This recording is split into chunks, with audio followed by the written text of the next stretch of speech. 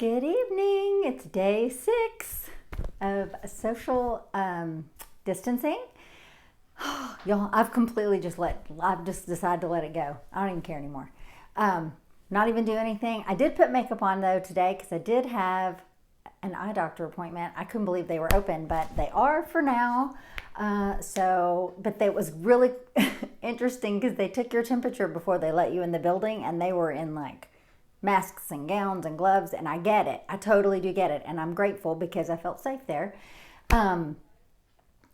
But cheese and rice, and you couldn't sit near anybody in the waiting room.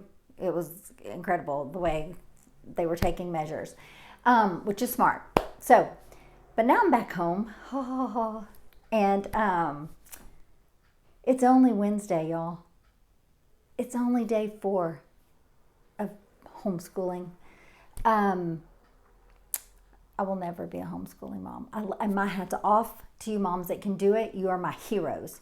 But this for the birds. Anyway, Monday is spring break. There will be no homework for a week. Please, Lord, do not let them give homework next week. And I'm looking forward to that. Even though it's a staycation and we're stuck, actually it's a housecation. We are actually stuck here. So, but that's okay. We can get out and go outside and do stuff. So, anyway, just to say, keep your sense of humor, people. It's critical. It is critical to keep your sense of humor during this time. So, anyway, I was wondering, because I do miss the fact that I can't embarrass my kids because it's just us here. There's not a whole lot I can do to embarrass my kids, and that is one of my favorite things. Like your parents did when you were younger. I don't know if your parents did. My dad used to embarrass the shit out of me on purpose. And I thought it was horrible at the time, but now it really is hilarious, and I can see why he laughed all the time about it. But like when you pull up to get your kids and they're about to get in the car and you just keep lurching forward, and every time they reach for the door, you lurch a little forward more and they cannot get in the car. Probably one of my favorite things to do to entertain myself at carpool. My dad used, this one time, and it was so funny. You know how when we were younger, in junior high, we had carpools, and it was my dad's turn to drive that week, and we were going to pick my friend Gretchen up, and his car, they didn't have a rental, but the garage where they were fixing his car at the time said, hey, we got a car over here you can borrow.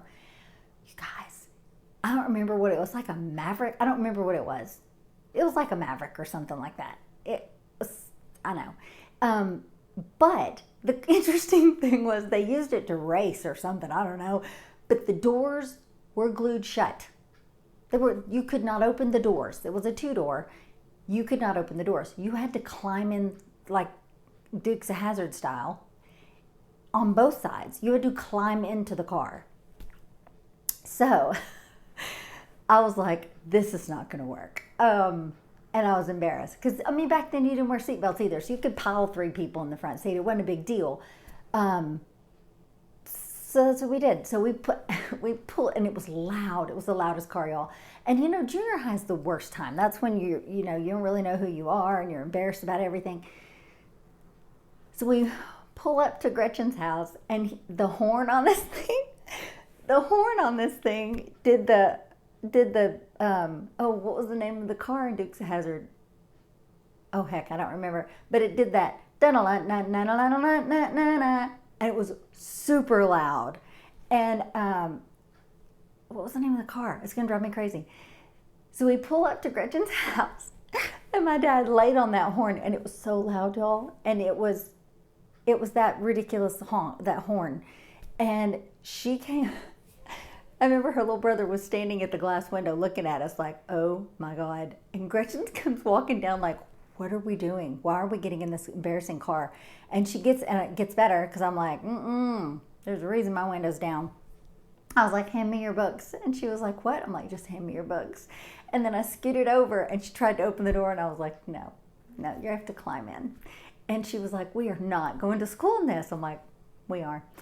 And so I promised her, I'm like, it's not a big deal. I'm going to have him drop us off a block from school. and we can just climb out. No one will see us. It won't be a big deal. Y'all, my dad had other plans, and there was no getting out. I couldn't just get out. The door's glued shut. So he pulls up. He cranks the music up. I don't remember what it was, some rock and roll. I don't know. It was at least hip music for the time. But he cranks the music all the way up. And the windows are down, y'all. That's our only way out of the car. Cranks the music up so to draw complete attention to this car that has like a different colored doors and parts of it that were unpainted. I mean, it was the mechanic's car. And he peels in to right in front of the school, and this guy I had a total crush on is standing there in his white overalls. One of them, you know, he didn't even know who I was. One of them hanging off because it was the 80s, and I thought it was cool. You know, everyone had their sleeveless sweatshirts on. I mean, it was stupid times, but it was stupid fun, but it was ridiculous. And he peels in, and I was like, oh, please, God, no. I mean, everyone is looking at us to see who's in this car. And my dad is laughing his butt off. And Gretchen has to get out first because I can't get out. And so I hold her books, and she's like, I cannot believe, Mickey, please, please. And he was like, oh no, you're getting out. So we had to very ungracefully climb out of this goddamn car. Gets worse. She gets out, hand her my books. Then I have to climb out of this car. Then my dad is holding the gas down with the brake, and all you guys who know how to drive know what I'm talking about. He literally lets off the brake and peels out of the parking lot, banging on that damn horn with the music blaring. And I wanted to curl up under a rock and die. And then other things, he used to do all kinds of other things. And then another night it was with Gretchen too. Went to a Larnbone's house, and we went, had not a sleepover, but we watched Friday the 13th on Halloween. And it was, I don't do scary movies to this day. Scared to death. And so, anyway, somebody dropped us off at my house, and they dropped us off at the street, and it was dark, y'all. I'm like, why does my dad not have the light on in the garage? Why is it pitch black out here? And the boat was in the driveway up on a trailer. And I was like, oh my God, oh my God. And so we're walking up the driveway, and it's pitch black, y'all. And all of a sudden we hear this, and I was like, oh my God, did you hear that? And she was like, I heard it too. And it happened again, that, and I was like, oh my God. And she goes, call for your dad. I was like, Daddy. And she goes, not like that, like this, Daddy. And she's screaming, and so we decide to make a run for the door. So we go running for the door. A flashlight shines on the door to my house, and it says, welcome to Camp Crystal Lake, with like this knife on it. And my dad jumps out of the boat with a knife going, I'm almost sure I wet my pants. Terrified. And my dad laughed for days about that. Days. So anyway, all this to say, I miss embarrassing my kids. I'm totally going, Brad and I have discussed going to their senior prom. He's going to wear like a light blue, ruffledy tuxedo. I have no idea what I'm going to wear, but we're going to embarrass the crap out of our kids, because that's what you're supposed to do as a parent. That's all the fun. I'm here to tell you. And to let them know that you can laugh at yourself. It's okay to laugh at yourself and be vulnerable, even as parents.